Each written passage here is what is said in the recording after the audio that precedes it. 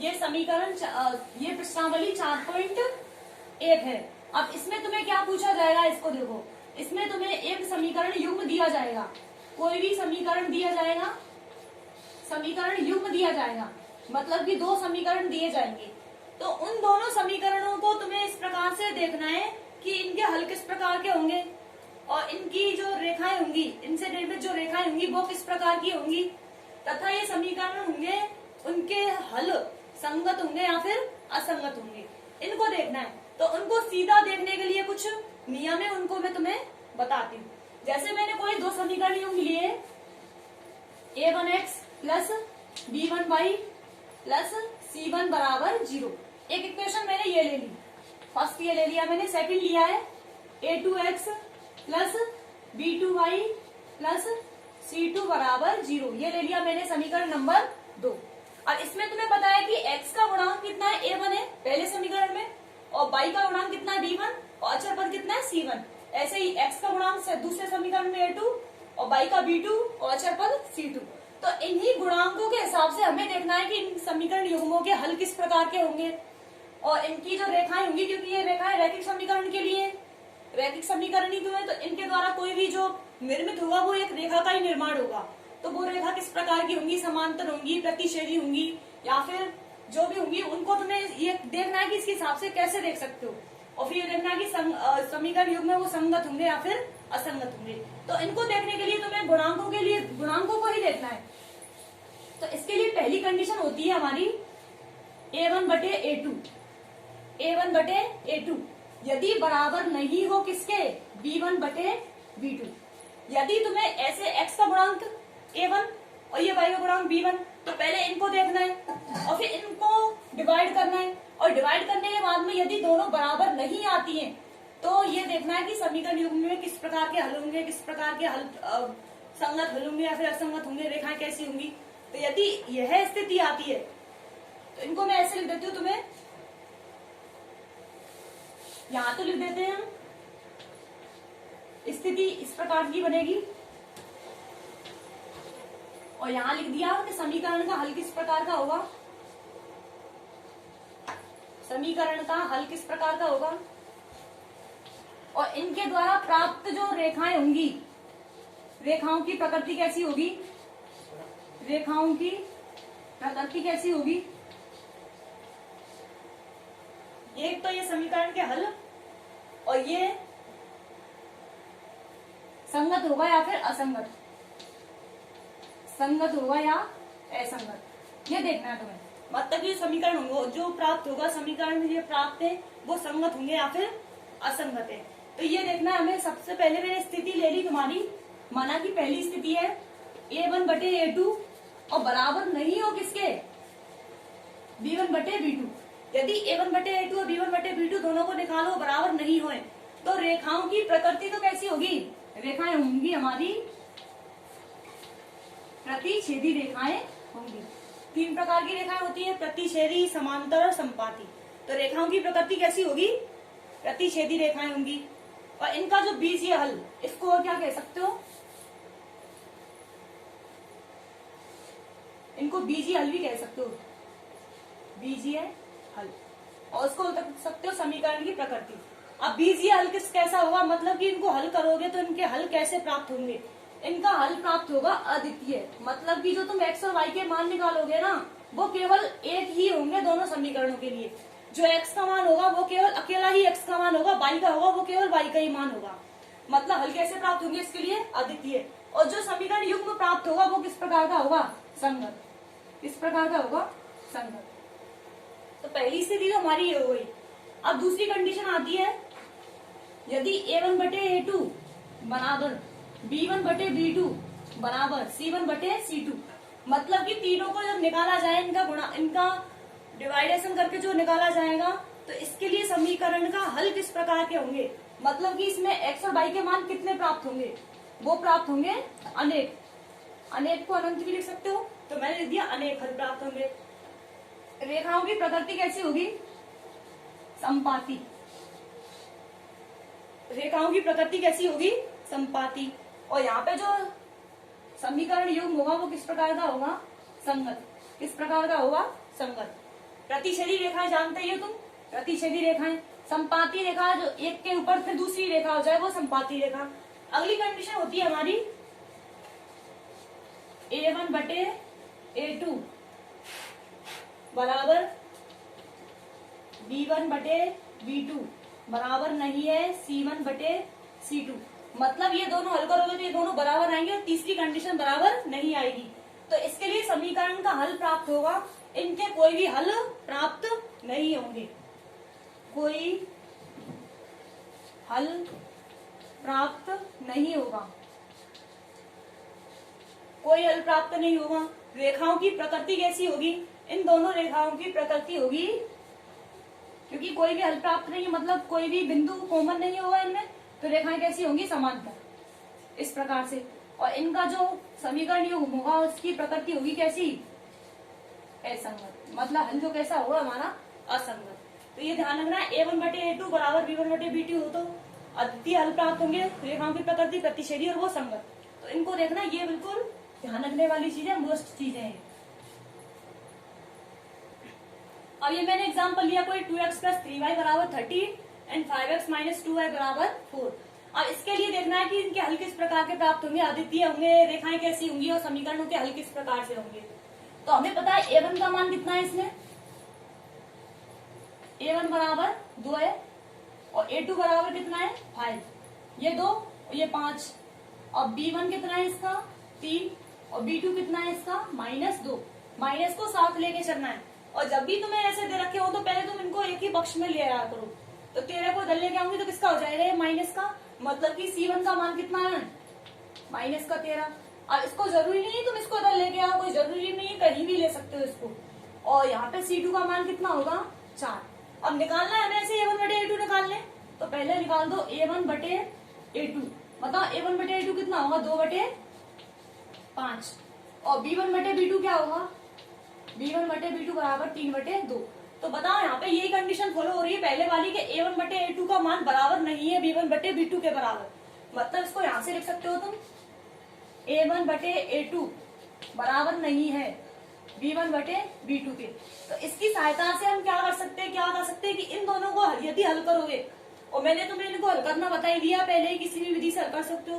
तो इनका जो हल निकालोगे तो x और y के मान केवल एक ही प्राप्त होंगे, मतलब अद्वितीय हल प्राप्त होंगे। और दोनों समीकरणों को दोनों समीकरणों से जो रेखा प्राप्त होंगी वो कुछ इस प्रकार से होगी कि रेखाएं आपस में कैसे करें, प्रतिच्छेद करें। जैसे मैंने ये वाली मान ली पहली रेखा 2x प्लस 3y, ये वाली तो ये ले ली और दूसरी वाली ये ले ली, तो दोनों आपस में प्रतिच्छेद कर रही है, तो इसलिए इनकी रेखाएं प्रतिच्छेदी होंगी और इनके हल जो प्राप्त होंगे वो संगत होंगे।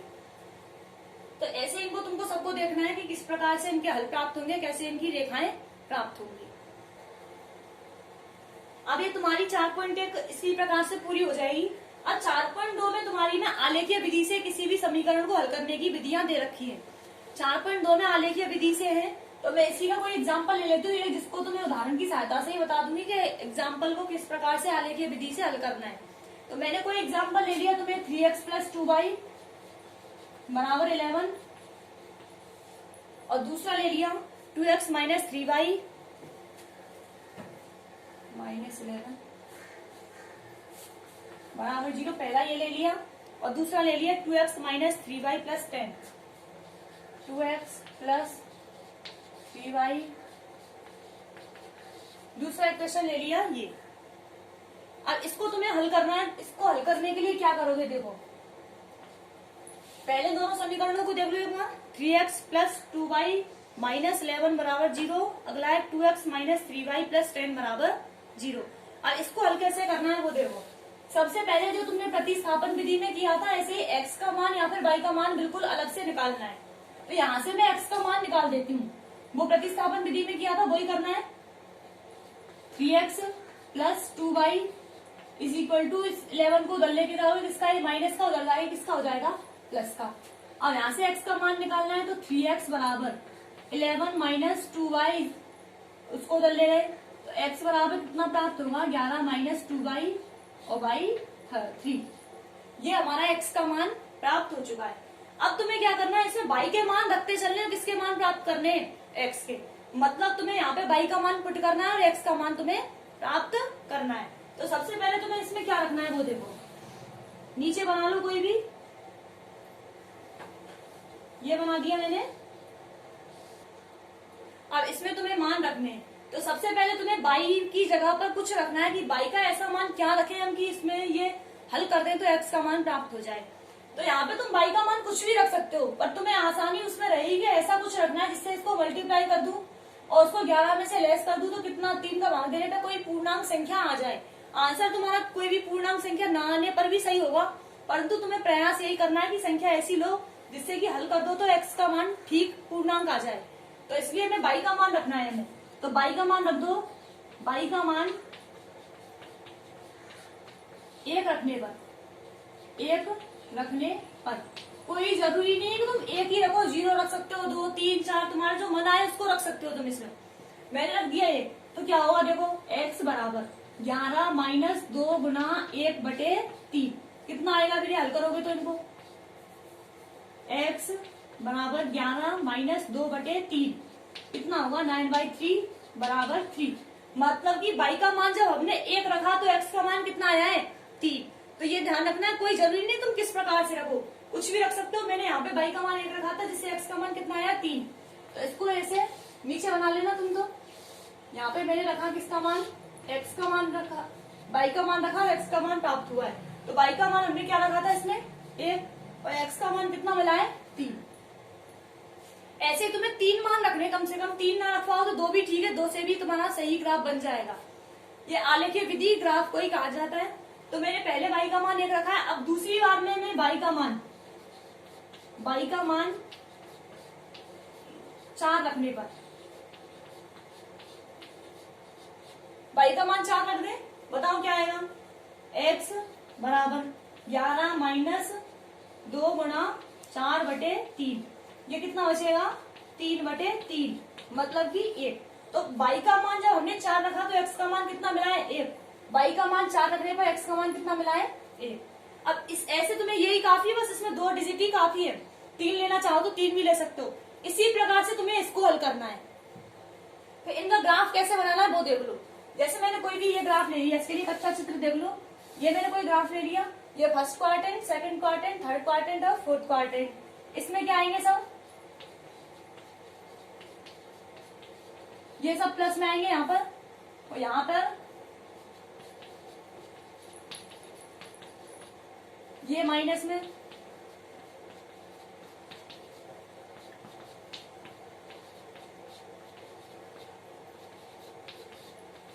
यहाँ पे सब किसमें प्लस में। ये कौन सा है हमारा एक्स अक्ष, ये कौन सा है बाई, ये है एक्स डैश और ये है बाई डैश। यहाँ पे 0 0। तो अब तुम्हें कैसे रखना है, देखो x का मान कितना है 3, तो x का मान 3 और y का मान कितना है 1, दोनों प्लस में मतलब इसी क्वाड्रेंट में आएगा, इसी चतुर्थांश में आएगा। तो x का मान 3, y का मान 1, दोनों कहाँ मिल रहे हैं यहाँ के, इसको दे दो a बिंदु पे क्या क्या है 3,1। अगला है हमारा 1,4, दोनों प्लस में, ये 1 कहाँ है ये रहा, 4 कहाँ है ये रहा,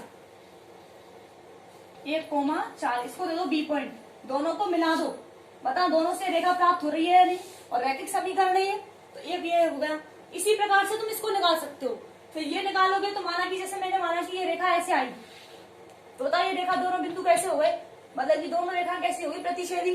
अगर ये रेखा इसी के ऊपर आ जाती तो वो कैसी हो जाती समपाती, अगर वो रेखा इस प्रकार से आ जाती तो वो कैसी हो जाती समांतर। तो इसी को देखना है कि इससे हल कैसे प्राप्त होंगे तुम्हारे। तो ये तुम्हारा कौन सी विधि हो चुकी है, आलेखीय विधि। इसको हल कर सकते हो इस प्रकार से, तुम एक्स और वाई के मान निकालना है, बाकी ग्राफ में तुम्हें ऐसे बनाना है इसको। हाँ जिसको मैं तुम्हें बता ही देती हूँ, देखो ये एक हो गई इसकी एक रेखा। अब दूसरी रेखा किस प्रकार से बनानी है, देखो दूसरी को भी देख लो इसके साथ ही।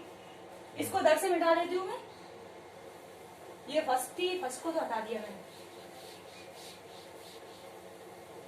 और दूसरी क्या है हमारी, वो देखो 2x minus 3y is equal to, यहाँ उसको दल लेके जाओगे तो किसका हो जाएगा माइनस का, तो बराबर माइनस का 10।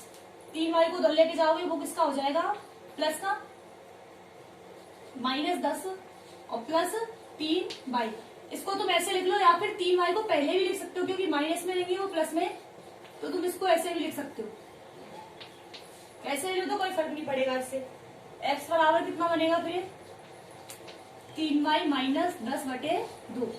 अब तुम्हें इसमें कुछ ऐसी संख्या रखनी है जिससे कि ये तुम y का मान रखोगे तो इससे हमें x का मान प्राप्त हो जाए। तो सबसे पहले मैं y का मान 0 रख देती हूँ।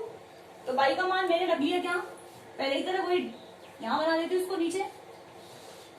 ये सेकंड के लिए y का मान रखना है और x का मान प्राप्त हो जाएगा। तो y का मान में सबसे पहले क्या रख दूं, 0। कोई फर्क नहीं पड़ेगा, तुम चाहे जिसको रख सकते हो, और मैंने वो रखा है जिससे कि ये पूर्णांक संख्या प्राप्त हो जाए।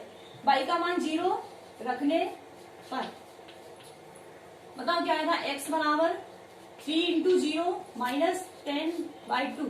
ये कितना हो जाएगा 0 और ये कितना हो जाएगा माइनस का 10। तो x बराबर माइनस 10/2 मतलब कितना, माइनस के 5। मतलब y का मान जब हमने क्या रखा है 0 तो x का मान कितना मिला है, माइनस के 5। माइनस के 5 मिला है। और अगला देखो फिर, अब रख देती हूँ फिर से y का मान, और यहाँ क्या रख सकते हो तुम, 2 रख दू। 2 रखने पर बताओ क्या आएगा, x बराबर 3 गुणा 2 माइनस 10/2 कितना हो जाएगा 6 माइनस 10 और बटे कितना 2। तो x का मान कितना निकलेगा यहाँ से, माइनस 4/2 मतलब कितना, माइनस 2। मतलब कि हमने y का मान जब कितना रखा है 2 तो x का मान कितना मिला है हमें, माइनस 2। अब इनको रखना है। अब बताओ ये कहाँ पे आएगा, x का मान माइनस में 5 तो x का मान -5 यहाँ आएगा, ये लो। और y का मान कितना 0, तो y का मान तो इसी पे 0 होगा, x अक्ष पे 0 होता है y का मान। तो ये हो गया दूसरा बिंदु हमारा, सीधे दो उसको -5, 0। और अगला है -2, -2 किसका है, x का, तो -2 ये रहा x का। और y का कितना है 2, तो y का मान 2 ये रहा। ये हो गया हमारा डी बिंदु, -2, 2। इनको मिला दो। ऐसे कुछ ये रेखाएं मिलेंगी। तो जहां भी, अब बताओ ये दोनों रेखाएं कैसी है, प्रतिच्छेदी। तो इनके लिए समीकरण का हल कैसा होगा, प्रतिच्छेदी रेखाएं, तो इनके लिए हल अद्वितीय होगा। तो यहाँ भी कोई जो जहाँ पे बिंदु मिलते हैं तुम्हारे, यहाँ पे मेरा सही नहीं दिख रहा है, तुम जब ग्राफ में बनाओगे तो बिल्कुल सटीक आएगा ये। तो जहां भी ये दोनों मिलते हैं वही हमारे क्या होंगे, एक्स और वाई के मान होंगे। और इसी को जब तुम हल करोगे ना, किसी भी विधि से, प्रतिस्थापन से कर दो या फिर विलोपन से कर दो, तो भी एक्स और वाई के मान यही प्राप्त होंगे हमें। तो इसको तुम करके देख लेना। अगला है हमारा 4.2। अब 4.2 में तुम्हें अभी तक तुमने समीकरण ही पढ़े थे, अब इसमें पढ़ना है तुम्हें असमीकाएं, इनफिनिटीज। अब ये क्या होती है देखो, जैसे मैंने कोई इक्वेशन लिखा तुम्हें 2x + 3y बराबर 4, ये लिखा मैंने। तो इसमें ये बराबर ना होके कोई ये लेस देन या फिर ग्रेटर देन ऐसा कुछ आ जाए ना, तो इसी को क्या कहा जाता है, असमीका। मतलब कि दोनों समान नहीं है, किसी में एक तो बड़ा है एक छोटा है, तो इसी को क्या कहा जाता है, असमीका। यहाँ पे ये समीकरण नहीं है क्योंकि यहाँ पे बराबर का साइन नहीं है। अब तुम्हें इसको हल करना है, तो इसको हल करने के लिए और ग्राफ पे बनाने के लिए कोई मैं बताती हूँ इनको हल कैसे करते हैं।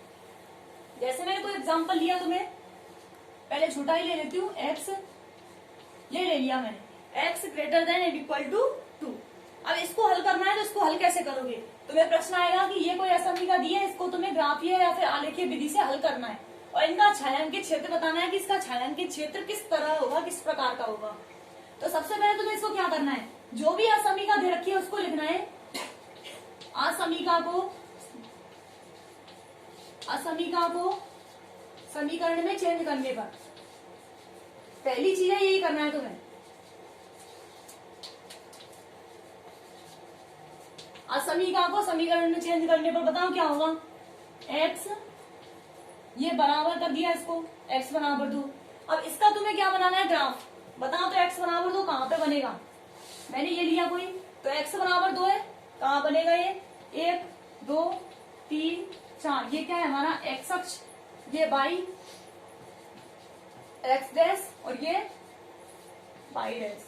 यहाँ पे 0 1 2 3 4, -1 -2 -3 -1 -2। अरे पता x बराबर 2 है, तो बताओ x बराबर 2 किसके समांतर होगी, y अक्ष के समांतर होगी, क्योंकि x बराबर 2 यही है हमारा। तो इस पे क्या बनेगी, ये रेखा इस प्रकार से होगी, x बराबर 2। अब तुम्हें इसको मूल बिंदु से संतुष्ट करना होता है, किससे, मूल बिंदु से। तो यहां लिख दो मूल बिंदु से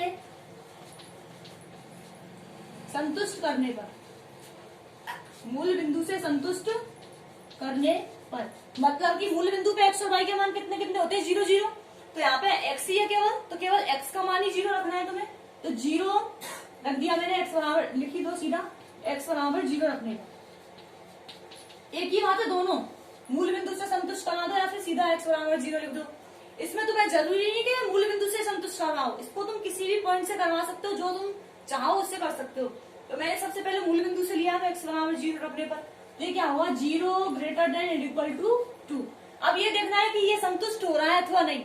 अब यहाँ पे इसका मतलब क्या है, इसको जब तुम पढ़ोगे तो इसका मतलब क्या है, इसका मतलब है 0 बड़ा है और बराबर हो सकता है 2 के।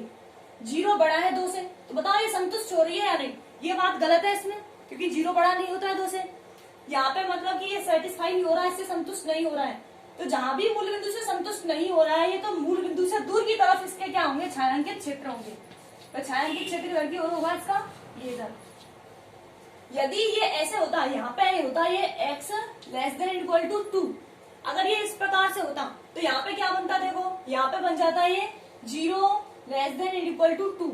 तो यहाँ से बताओ ये सही है क्या गलत है। यहाँ पे 0 छोटा है 2 से, मतलब संतुष्ट हो रही है, बात सही है कि 0 तो छोटा ही होता है 2 से, तो ये मूल बिंदु को संतुष्ट कर रहा है। तो इसलिए इसका जो छायांकित क्षेत्र होता है वो भी किसकी तरफ होगा, मूल बिंदु की तरफ होता। तो तुम्हें इसको ऐसे हल करना है, दोबारा देख लो, जो भी असमीका उसको समीकरण में चेंज करो, फिर उसके बाद में से मूल बिंदु से संतुष्ट करवाओ। यदि वो संतुष्ट होता है तो मूल बिंदु की तरफ छायांकित क्षेत्र, यदि संतुष्ट नहीं होता है तो मूल बिंदु से दूर की तरफ छायांकित क्षेत्र होगा।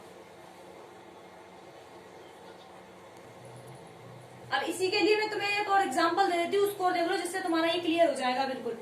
मैंने लिखा है तुम्हें 2x plus 3y less than equal 6। अब ये लिखा है मैंने 2x plus 3y less than equal to 6। अब इसको तुम्हें हल करना है, तो इसको वही लिखना है क्या, असमीका को किसमें चेंज करने पर, समीकरण में, असमीका को समीकरण में बदलने पर। बताओ क्या होगा, 2x प्लस 3y बराबर 6 हो गया ये। तो अब यहाँ पे तुम्हें वही मूल बिंदु से संतुष्ट करवाने, और मूल बिंदु पे हमें पता है x का मान भी 0, y का मान भी 0। पहले मैं ले लेती हूँ क्या, x बराबर 0 से, पता x बराबर 0 लिखोगे तो 2 गुणा 0 प्लस 3y इक्वल टू 6, और ये कितना हो जाएगा, 3y बराबर 6, मतलब y की वैल्यू कितनी हो गई, 6/3 मतलब 2। y का मान कितना आ चुका है, 2। y का मान 2 आ गया। ऐसे फिर किसका रखना है, ये तो x बराबर 0 से लिखा था, अगली बार लिखना है y बराबर 0 से।